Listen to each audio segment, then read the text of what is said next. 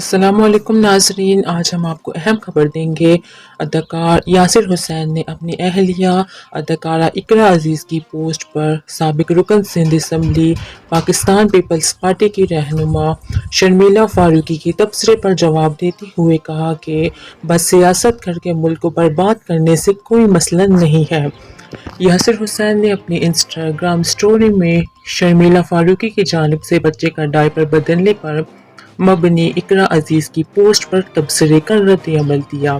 انہوں نے لکھا کہ بھائی پیار سے مسئلہ ہے، تعریف کرنے سے بھی مسئلہ ہے، فخر کرنے سے بھی مسئلہ ہے۔